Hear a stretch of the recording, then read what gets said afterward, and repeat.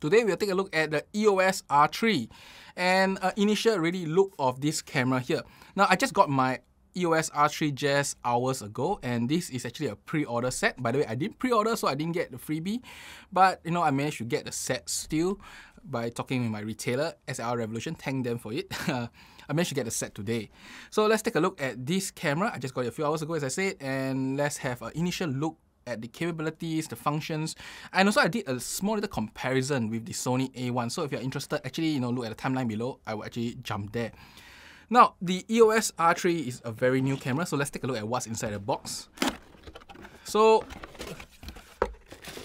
I use this memory card here. I will talk about it later, but it comes with a strap, warranty card, a lot of packaging. Now, the camera is already outside here, so I will not talk about it.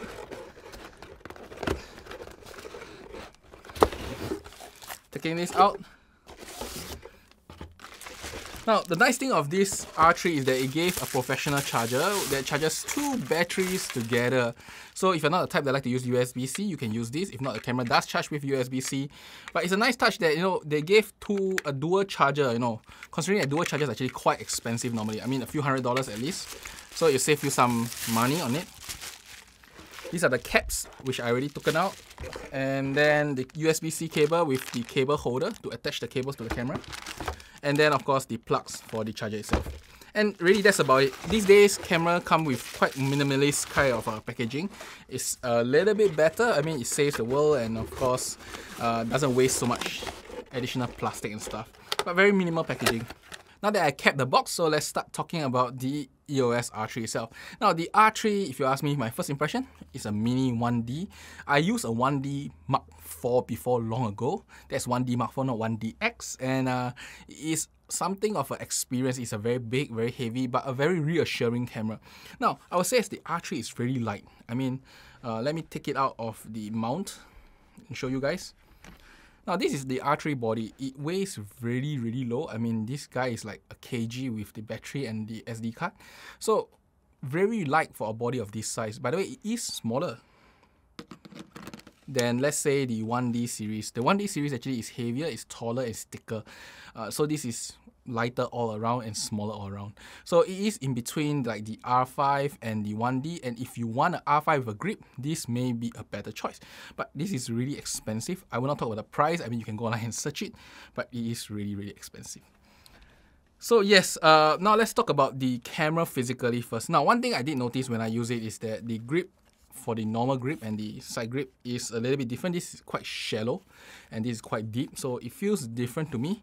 It's been some time since I used a camera with a grip other than my GFX, which is very uncomfortable here. Also really shallow, so I'm not really sure whether is it meant to be like this. A lot of people did say that, you know, the grip's meant to be the same, but obviously this isn't the same at all. So that's something to note. Now, there's a lot of buttons on the body. In fact, let me show you on the higher upper camera here. There is a lot of buttons on the body itself. You can see here, there is actually two controllers. One is the joystick and one is the AF on, which with the smart controller itself. And it has for both orientation, both portrait and landscape mode. So there is also joystick and then buttons all around. Now, one of the cool things is that the buttons actually glow in the dark. So if you are reviewing photos at night, so let me on the camera. I don't think you can see in the video, but actually the buttons are glowing. So that is actually one of the cool things of this camera here. So it is a professional camera. It even considers things like glowing buttons just to let you easily review your photos itself. Other than that, there is of course the new hot shoe interface that is here. It comes with a new cap too. Now let me see whether I can take it out. Yes. So this is the new hot shoe interface, and this interface wise, I don't have any accessories that can fit it, but once I do, I will actually try it out. And that the port wise is all here. Now, the port wise, the only disappointing thing is that for a big camera like this, it is still using a mini HDMI. For a camera that Canon do market it quite a little bit for its video function, and its video function is pretty good. It doesn't overheat, other than in 120p. It only has this small little micro or micro HDMI, or is it mini HDMI? Mini HDMI. Which is a little bit sad. I mean, it could have fit a full HDMI into a body like this. I mean, if the A1 could do it, so can this camera, right? And then there's not much difference. I mean, all the jacks are here, all the controls, the flash sinks, and then of course it has also the built-in internet. That is really all you have in terms of the body itself. I won't talk more of this because I have yet to use it on the field. So when I use it on the field, I will give you a better representation of this body here.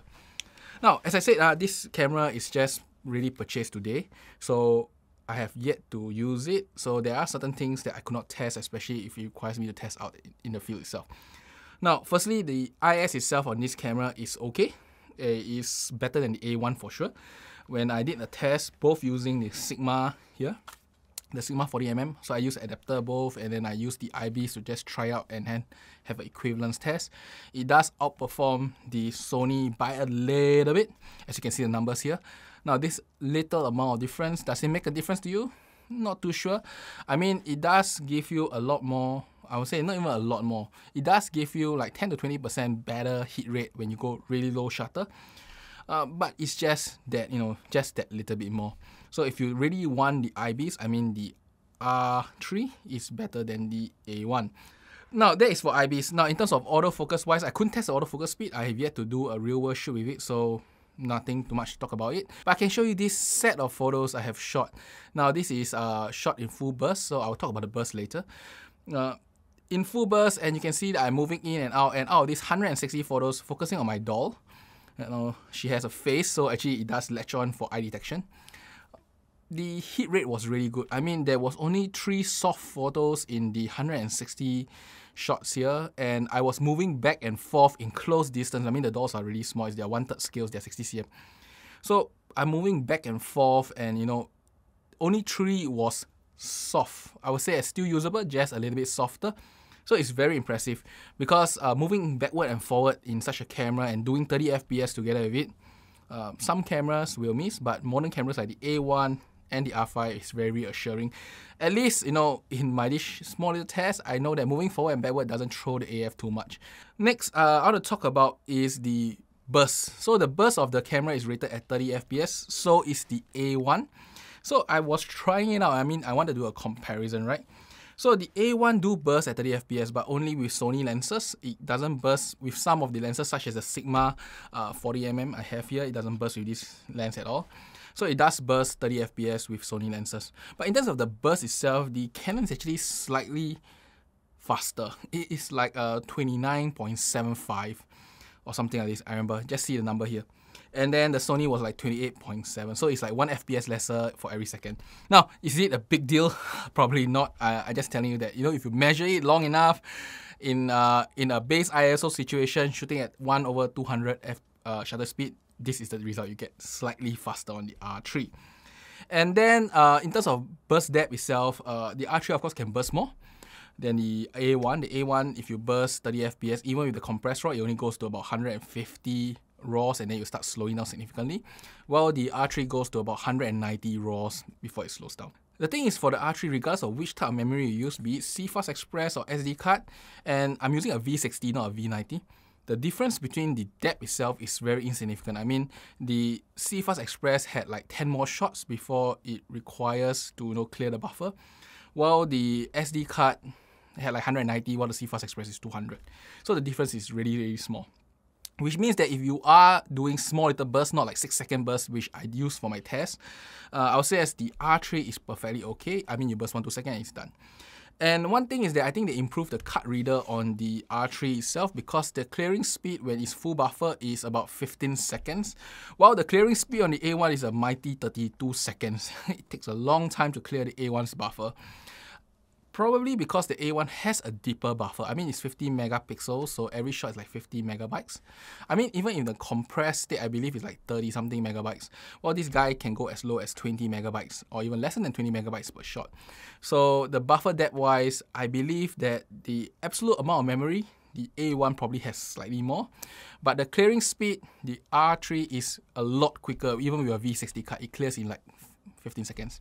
Well, if you're using CF Express, it clears in like 5 seconds if I'm not wrong, based on my numbers here. Take a look at it.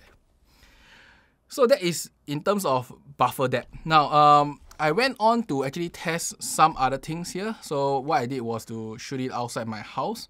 So when I shot my outside house, I was testing a few things. Firstly, is there a difference between the R3 and the A1 in terms of its dynamic range, in terms of its noise when you actually use in a very high ISO?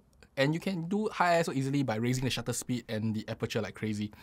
So I did that, and I can show you some results here. Firstly, I shot the exact same scene out the window, and I also shot one with 4 stops underexposed. Now, one thing I did notice is that when you actually recover it, the R3 at the pixel level is less noise. I mean, it's expected. But if you do size down the A1 to fit the R3, which is like 66%, because this is like 50, this is like 25, 24, halfway there. And if you do that, then what happens is that you get very comparable noise. In fact, the A1 probably has slightly less noise in this case with a 4-stop recovery. Now, if you actually do a high ISO tryout, same thing will happen when you shoot at something like 6400 ISO, which I did. In fact, let me show you the comparison here. The R3 do have less noise at the pixel level than the A1, but once you size down the A1, it is about the same. So no big deal really. I'm just telling you that, you know, in the end, big megapixels means that sizing down will have some effects. It will make your noise less visible. Unlike the R3, which you have to live with whatever 24 megapixel gives you.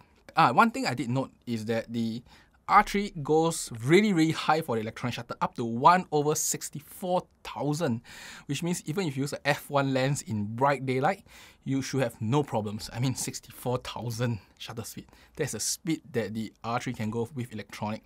The A1 goes up to 1/32,000, so it is still really good, 1 stop difference, but 1 stop will determine whether you can use a 0.95 lens or can you use a f1.2 lens. That's the difference in bright daylight.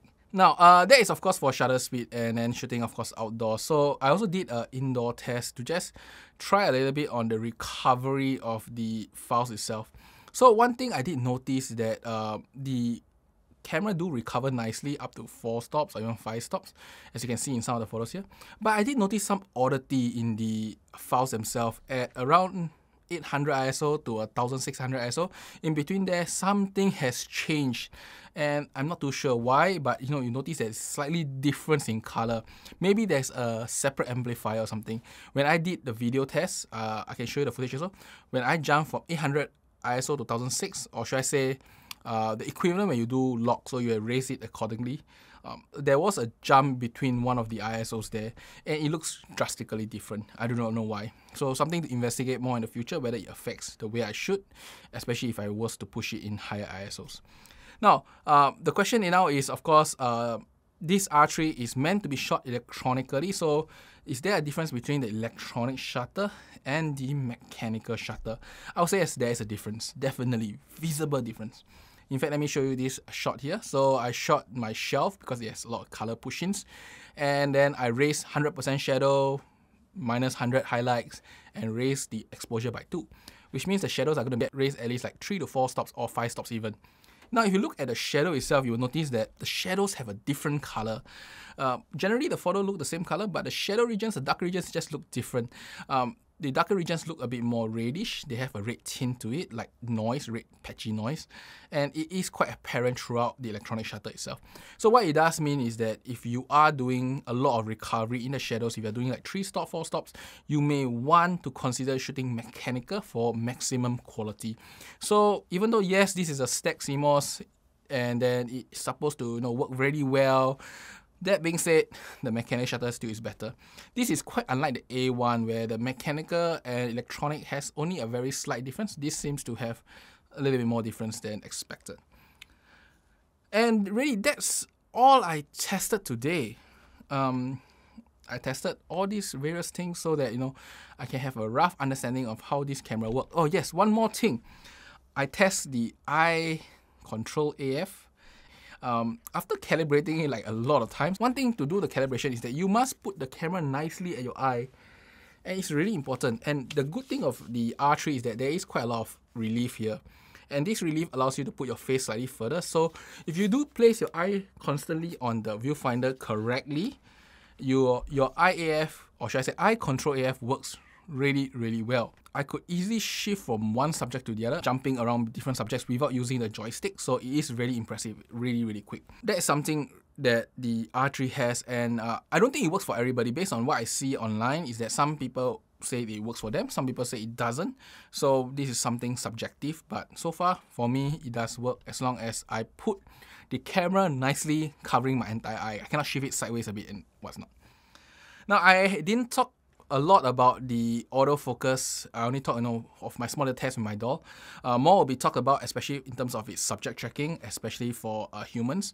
I won't cover the rest because I'm not a sports photographer, nor am I an automobile photographer, nor am I a pet or wildlife photographer or birding photographer. So I mainly use only the eye detection, and I will cover it in my upcoming review and together with real world image quality, just show you how this whole thing works. Now, there are a lot more things in the menu today. I just noticed that there were some things that you can control that I couldn't control in the past, so I will talk about it more when I finish up my final review for the EOS R3. But that's about it for my initial look of the EOS R3. This is a production model, so if you're gonna get the R3 today, pretty much what I've said today will probably be true for you too. And that's about it, and I hope you enjoy this, and I'll see you next time. By the way, Lightroom has been updated. You can open the R3, and that's how I brought you this review. Bye-bye.